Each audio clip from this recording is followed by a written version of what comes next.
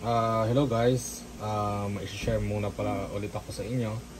At bago tayo magsimula guys, please subscribe my YouTube channel, Sir Kevin Vlog.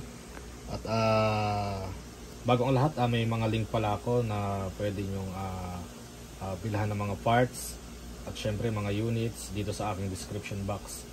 So ang pag-uusapan pala ngayon natin is yung mga parts na in-upgrade ko sa internals ng aking gel blaster. Itong ano ko, gearbox ko pala is ito sa MP5 ko to. So yung mga parts na pinalitan ko at yung mga dinagdag ko pala is nandito. At guys, sa pag-upgrade naman, ano yan, no? Depende palagi yan sa budget ninyo. Pero pwede nyo naman unti-untiin. Siyempre, ayun nga lang, pag paunti-unti, siyempre baklas kabit. So ang maganda talaga, may budget talaga. So number 1 talaga sa pag-upgrade ng gel blaster natin, whether accessories man yan or yung internals, is talaga kailangan ng budget, no?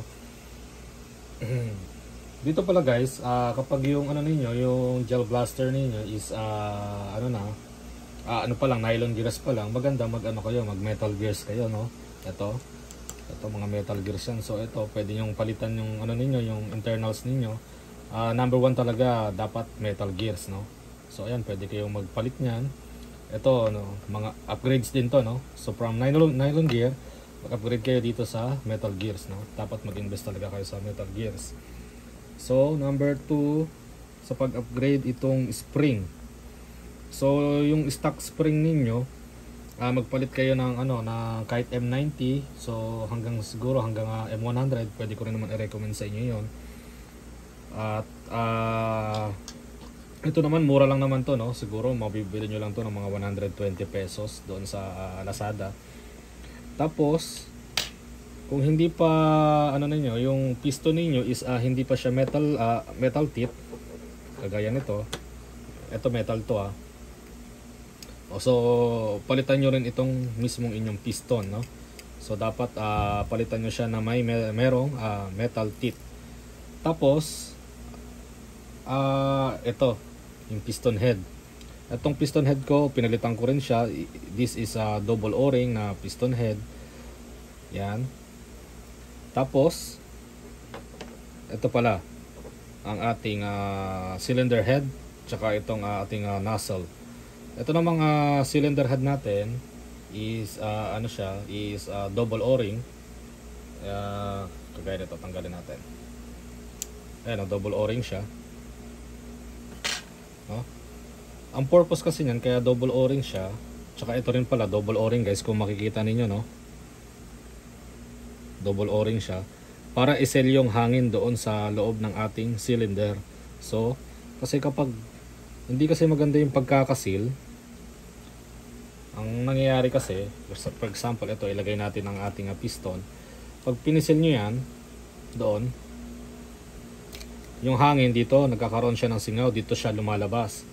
O kaya, kapag hindi rin maganda ang selyo dito, lumalabas ang hangin dito sa ating cylinder head. Tsaka ito din guys, so kung makikita ninyo, meron din niyang seal, no? Para yung hangin, hindi siya kakawala talaga. So pag pinisil nyo yan, pag testing kayo guys, ganito. Ay, ito kasi hindi tama. Sample lang din naman, no?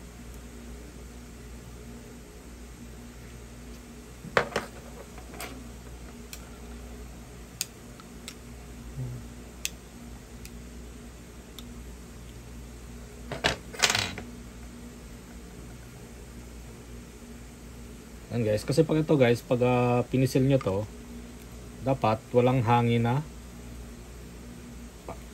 lalabas.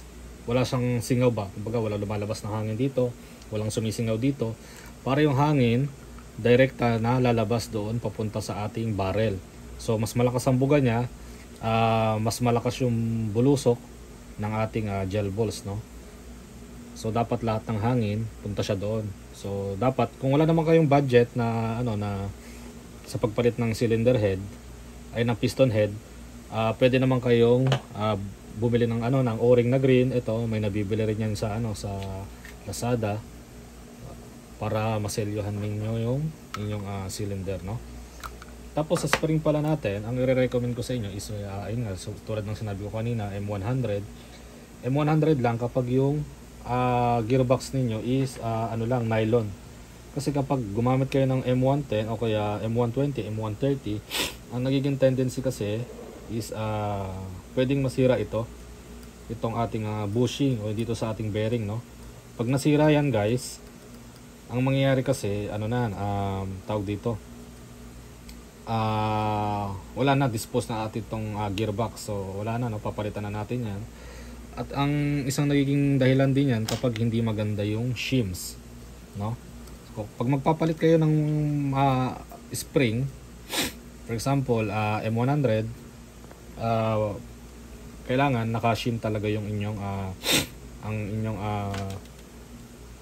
itong inyong mga gear, no, para nagkakaroon ng contact bawat isa itong mga gear natin, especially itong pinion gear tsaka itong ating bevel gear, no. Kailangan naka contact talaga yan, no, kasi dapat ang purpose kasi ng shim to increase and to decrease the height of the gear, no. Kasi kapag medyo daplis lang na natatamaan na po yung gear natin, na ano siya, napupudpod.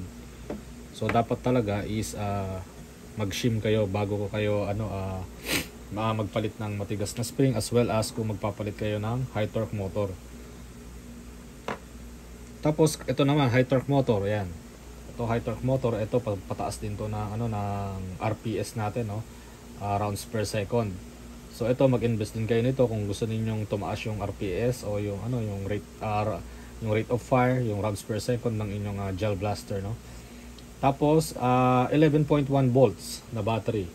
So wala pala siya dito, no. Dapat meron ding 11.1 volts battery yung inyong mga gel blaster para mas maganda rin yung rounds per second. Kaya pag mag-ship kayo ng high torque motor, magpalit kayo ng spring na mas matigas, dapat rin kayo, naka 11.1 volts na na battery, no. Yun.